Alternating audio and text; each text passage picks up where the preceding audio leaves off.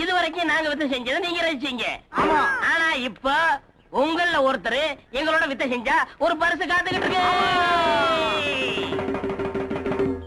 மின் கட்டண உயர்வுக்கு கருத்து கேட்பு கூட்டங்கள் நடைபெற்றுக் கொண்டிருக்கிறது.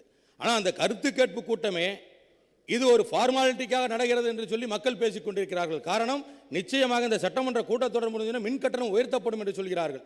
இதையெல்லாம் இந்த அவையிலே பேசினால் எங்களை எல்லோரும் சாடுகிறீர்கள். இங்க எல்லாமே நீதானா? ஆமா. மாண்புமிகு உறுப்பினர் அவர்கள் விவரத்தின் அடிப்படையே தெரியாமல் பேசிக் கொண்டிருக்கிறார். சிகப்பா இருக்கிறவன் போய் சொல்ல மாட்டான்டா. இது என்னடா புது பொருளியா இருக்கு? நீங்கள் உள்ளாட்சி தேர்தலை முடித்துவிட்டு அதன் பின்னர் பேருந்து கட்டணத்தை உயர்த்தினீர்கள், அதன் பின்னர் பால் விலையை உயர்த்தினீர்கள். முன்னதாக செய்திருந்தால் தெரிந்திருக்கும் என்று சவால் விடும் துணியில் பேசினார். மாநில அரசு வேறு வழியின்றி இந்த நடவடிக்கைகளை எடுத்திருக்கிறது என்பதை மக்களுக்கு விளக்கி சொன்னேன். நானே தொலைக்காட்சியில் தோன்றி பேசினேன். இருப்பினும் மாண்புமிகு உறுப்பினர் ஒரு சவால் விட்டிருக்கிறார். அவருக்கு பதில் சவால் நான் விடுகிறேன். சங்கரன் கோயிலில் நாங்கள் தனித்து வேட்பாளரை நிறுத்தப் போகிறோம். உங்கள் கட்சிக்கு திராணி இருந்தால் தனித்து வேட்பாளரை நிறுத்துங்கள். இப்போ ஒரு வியாபாரத்துக்கு வந்துட்டோம்னா டிட்டோ அதே மாதிரி ஆயிரணும். உதாரணத்துக்கு சிங்க வேஷம் போட்டா சீரனும், புலி வேஷம் போட்டா பாயனும், யானை வேஷம் போட்டா பிச்சை எடுக்கணும்.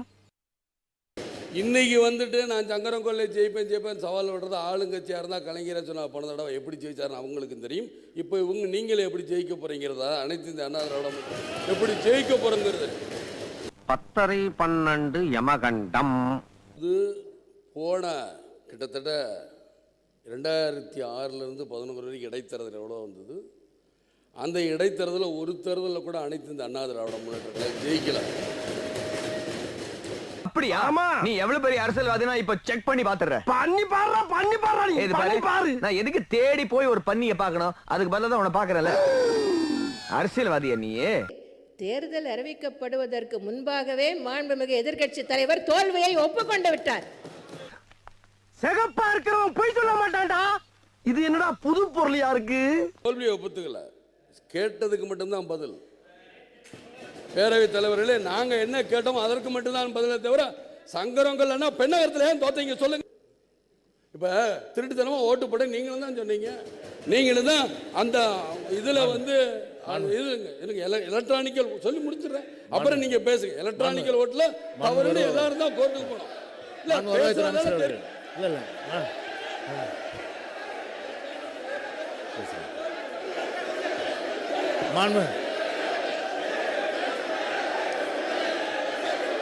மாண்புமிகு அமைச்சர் அவர்கள், ஆஹா, இவங்க கூட சேர்ந்து அரசியல் பண்ணா மேடைக்கு மேடை தர்மடி விழுவும் போல் இருக்கு. மாண்புமிகு பேச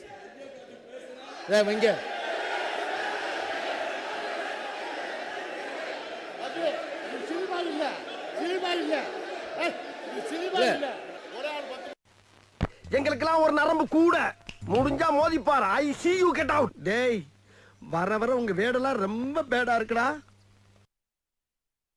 உள்ள வச்சு ஊமடியா அடிச்சது இல்லாம கெட்ட கெட்ட வார்த்தையில காதெல்லாம் கருகிற மாதிரி திட்டுறாங்கடா. எவ்வளவு டீப்பா போறாங்க. ஐயோ, உங்க மனசுக்குள்ள மரண பீதி இருக்கிறது என் கண்ணுக்கு கண்ணாடி மாதிரி அப்படியே தெரியுது. அதே பீதி என்கிட்டயும் ஹெவியா இருக்கத்தான் செய்யுது. அதை வெளிக்காட்டிக்கலாம நம்ம அரசியல் பண்ணணும். புரியுதா? சரி தலைவர். அதுக்காக தலைவன் எல்லாம் அத்து விட்டு என்ன பிரச்சனை கொண்டு சந்திக்க தயார்.